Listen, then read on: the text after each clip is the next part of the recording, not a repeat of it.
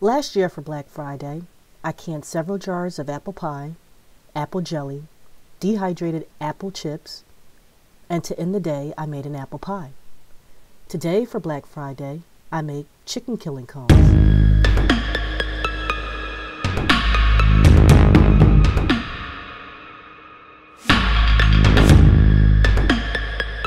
Hi everyone, welcome to the Burnt Brass Homestead channel. Today is Black Friday. Instead of getting up at 5 a.m., getting trampled over, just to take advantage of so-called Black Friday sales, I decided to spend the day making more durable chicken killing cones, which can cost anywhere between $27 and $58 each. Previously, I made the killing cones out of aluminum flashing, which lasted about 3 seasons. However, this year we processed way more chickens than in the past, and the cones started to tear. So this year I am using galvanized flashing.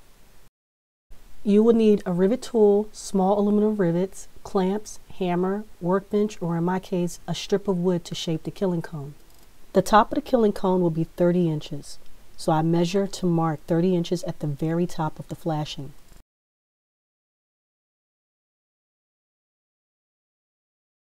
Now I measure the bottom. I place a mark at 15 inches, which is center. From there, I count 7 inches from the center on both sides, marking each side. Now I draw a line from the top mark on the right side to the bottom mark on the right side.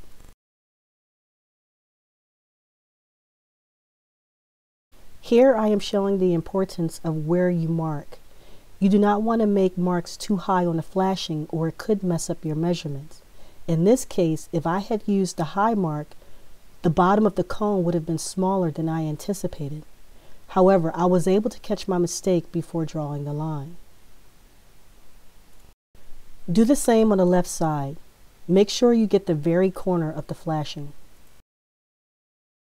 Now I measure 1.5 inches from the left line I just drew.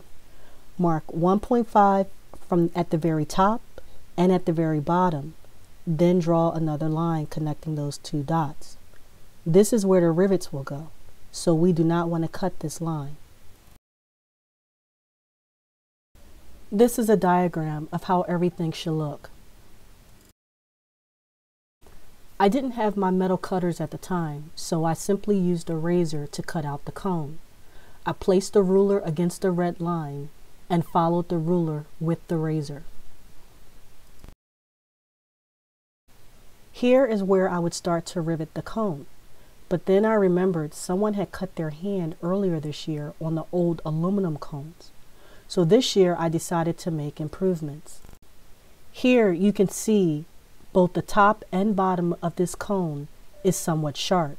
If you move your hand across it the wrong way, you can easily cut yourself.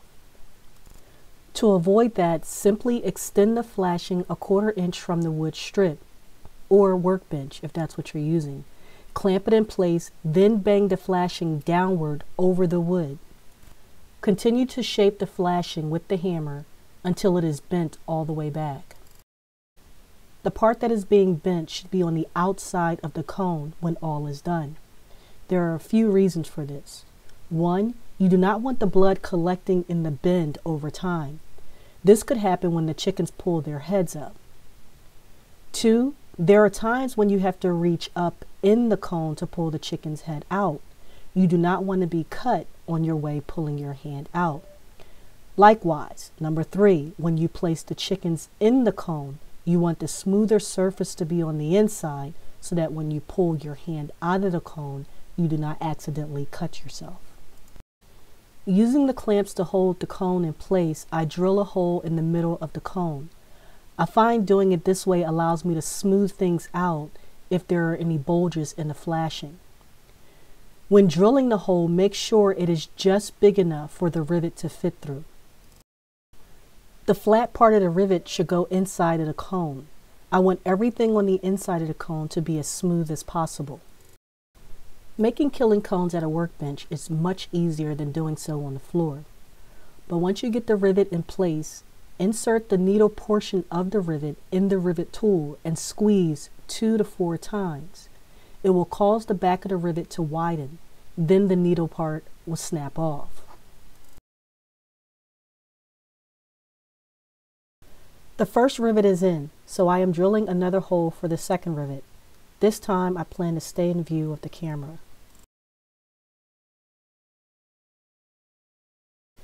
This is a one-handed tool, but my hands are small, so it takes a second to get a good grip on this while trying to hold the cone in place.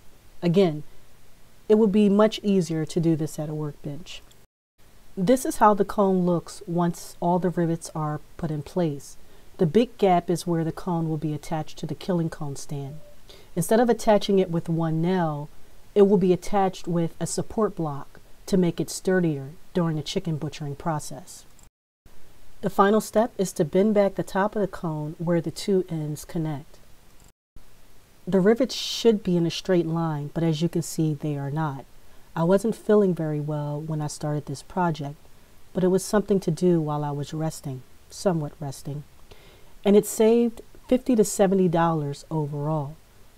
I could also earn a little money on the side making these. With the proper tools, it only takes about 20 minutes to make a cone. Here you can see the difference between the old aluminum cones and the galvanized steel cones. The aluminum ones are a little flimsy and are 10 inches tall. This allowed the chickens to kick their way out of the cones on occasion. I am curious to see if this will happen with these cones that are just under 16 inches deep after tucking under the edges. Again, these cones will be mounted with support strips, unlike the aluminum ones that were just attached with one nail. The galvanized steel cone is already sturdy, but the supports should extend the life of these cones well beyond 3 seasons. Overall, I am satisfied with the outcome of these cones. I hope that you enjoyed this video. Let me know in the comments section if you plan on making your own chicken killing cones.